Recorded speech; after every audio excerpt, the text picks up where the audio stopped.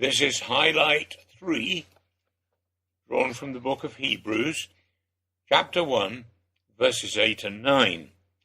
Jesus on his throne. These verses in chapter 1 read, Your throne, O God, will last forever and ever. A sceptre of justice will be the sceptre of your kingdom. You love righteousness and hate wickedness. Therefore, God, your God, has set you above your companions by anointing you with the oil of joy. This is one of the many places where the very first words of this book are demonstrated. The writer started by saying God spoke through the prophets. In the second part of this first chapter, he uses that fact to explain how Jesus was greater than the angels, with some 7 quotations from the Old Testament. This is one of the most striking.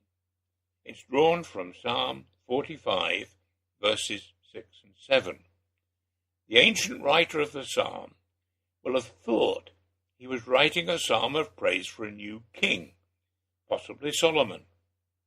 It is a thoroughly secular piece, probably written to order, and greatly exaggerating the likely attributes of any earthly king and queen.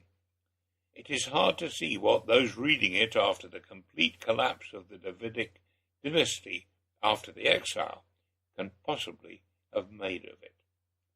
But the writer to Hebrews can see its meaning centuries later. He can even use the rather curious reference to God in the first line of that quotation that makes little sense in the original. The gross exaggerations of the original make perfect sense applied to the perfect man, Jesus.